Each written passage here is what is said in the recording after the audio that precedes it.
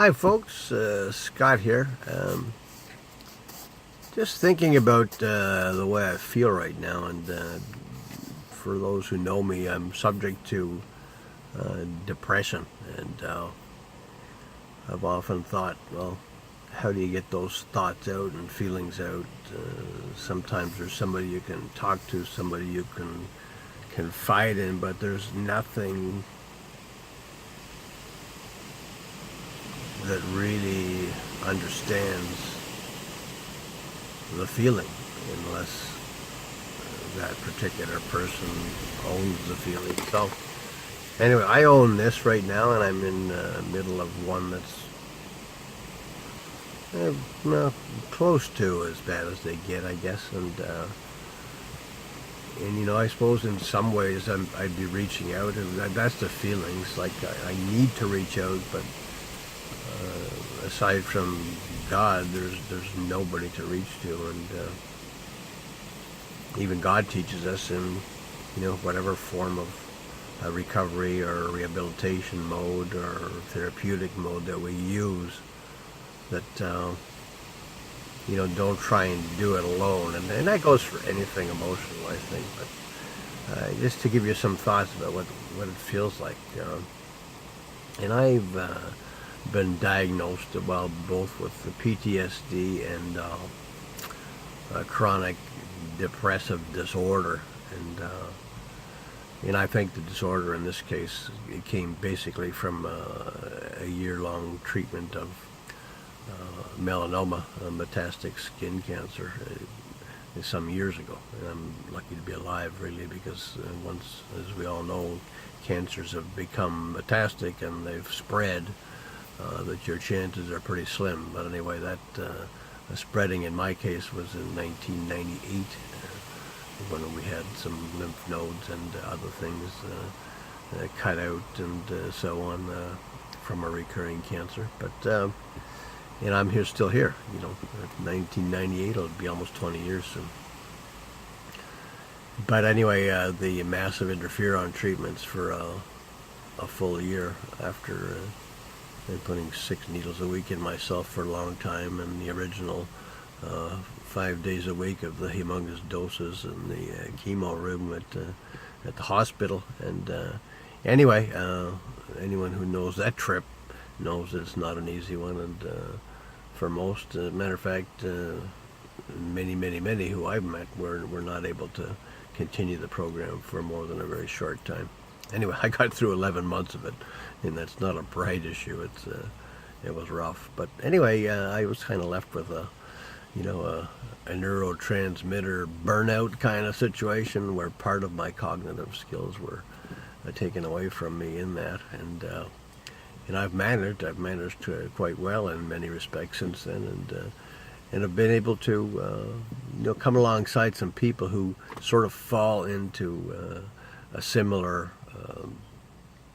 dysregulated emotional situations, I guess you could call it. So anyway, but what does it feel like? Well, in my case, feelings of utter uselessness, even though logically and mentally and so on, academically, I know I'm of some value. I have a strong sense of faith, and I believe I'm of value to God, and doing what He wants me to do. Yeah. But it's I guess utter is a good word to describe the sinking feeling inside, and when words such as uselessness, and powerlessness is one I'm sort of used to, because it's part of the 12-step program, of which I'm a very, very big proponent, and not only for addictions but just for life in general. Just a good way to live, with a spiritual backup at least, and and a good plan for life. So anyway, that kind of feeling, and even being used to powerlessness, the uselessness being added to it puts on a whole new dimension. It's one that, as we say, logically is a totally, it's utter stupidity, if you will, because I know what I do, and I know how I'm led to do it, and I know how others even do what I do, and in terms of servant work, but it doesn't seem to matter. When this clicks in, this depression, every negative thing is magnified to such a huge degree. It's incredible. It's like I mentioned the word uselessness, and instead of just being something that I would tell other people, well, that's just another thought, just let it go by, treat it like a bubble in the water, coming from a point of almost not being able to see such a thing, and then as it gets closer and closer, is being more and more able to see it, but rather than grabbing onto it, looking at it, playing with it, mulling over it, thinking, going in depth or anything, just letting the bubble rise to the surface and burst. I need to think of my thoughts that way, and my own medicine is as good for me as it is for anyone else, and that form of meditative letting go is very effective for me. It has been very much so in the past. What else does it feel like?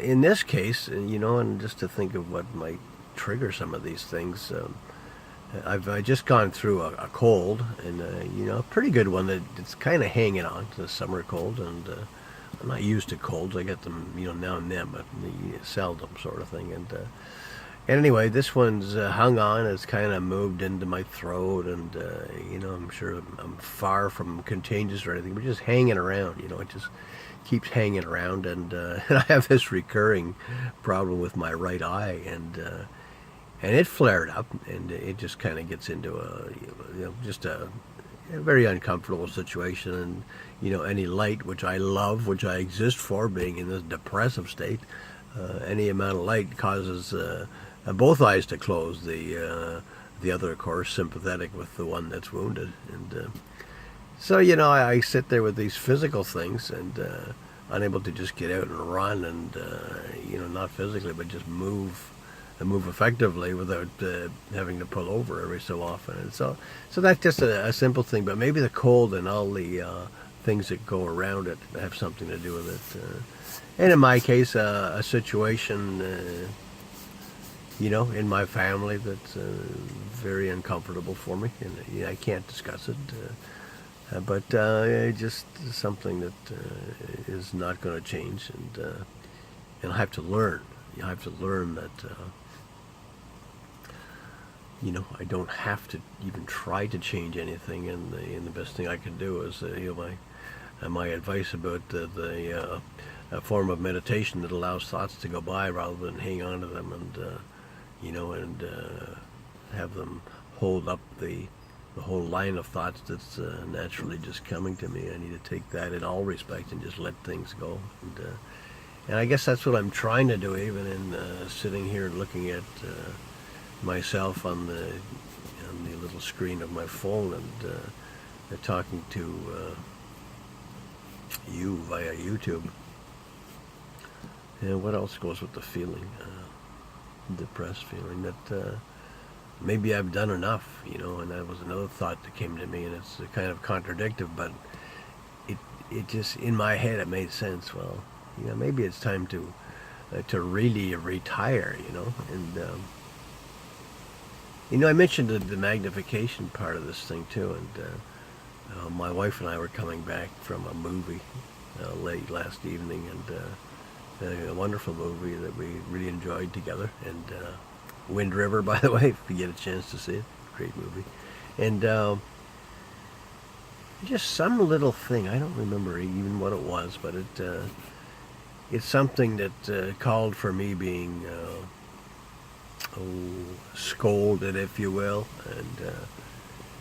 and I get to that point where I can listen to a scolding, but I daren't talk. These are the feelings. Like if I talk, there's going to be even more of this stuff, and the little bit of negativity coming from from wherever, and it doesn't matter. It's not my wife, and just not being able to do anything with it other than go further down the tube, that's kind of the feeling. So it kind of always back to that sense of totally uselessness, not even able to fight back, and not even with literally and no ability, and again in the knowledge that I have plenty, but the feeling is you just don't have any ability whatsoever to do anything, and maybe you should just go and go somewhere and sleep until it's all over. And that's those are just some of the things that come to mind. And looking ahead, it doesn't exist all of a sudden. I just noticed that, and in this type of depression, there's no looking ahead for me right now. It just feels like there's, somehow this horrible moment just, it will pass, and it has to pass. They all do. Yeah, but there's too many successive ones that are all the same right now. This whole mood will pass and has to pass. And well, I guess my speaking about it is helping me, going to help me. But like it's like we say a piece of literature called Yesterday, Today, and Tomorrow, which helps us focus on the supreme importance of the moment and the supreme time waste on tomorrow and yesterday. Expressing remorse over something that happened yesterday, or dreading what tomorrow will bring, and we take that down right to the moment, and we've got an understanding that in this moment, the time between what has just happened and what will happen is a perfect time. There's no interruptions, actually no time there. It's the between the time thing, before the last thing, or after the last thing and before the next thing, rather. And so, and it goes on, but it's like in this mode, that future part doesn't even exist, and probably the past doesn't either. And there's kind of somehow the moment,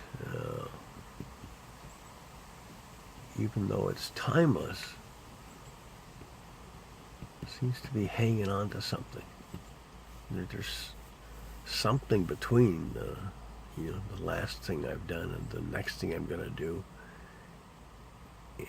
But it's utter negativity, and I can't seem to get out of it. How do I get out of this? This moment. This you cannot be in the timelessness, because at least not the way I see the eternity in the moment, that there's nothing in there to create this negativity or these feelings, and because there's no comparative state in the now. There is no future, there's no past, there only is.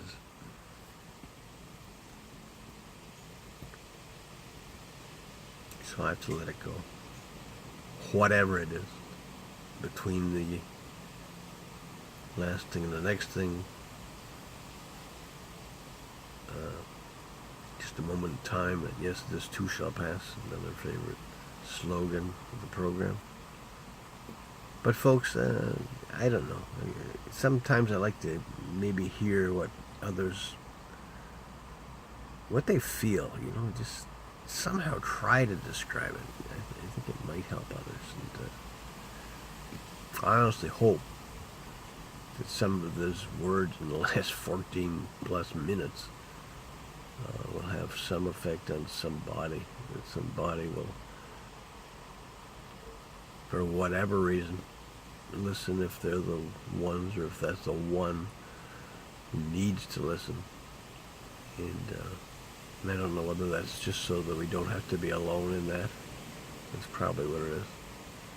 And we don't have to be alone, but in that way, we don't have to choose who we'll not be alone with. So that powerful problem of choosing during this moment is another thing, making decisions, or or being part of anything almost seems impossible. So I'll take a lot of my own advice now and try to just let the mood go, let things go. Truly focus on the beauty even in this place where I sit now with trees and wind blowing through the car. And I thank you for anybody who has the opportunity to listen to this.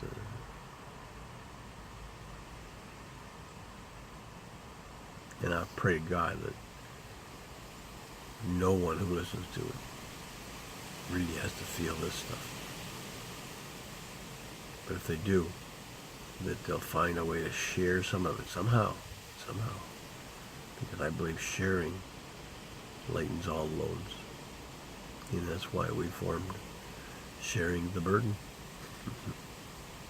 So folks, finish your weekend off well, and God bless you.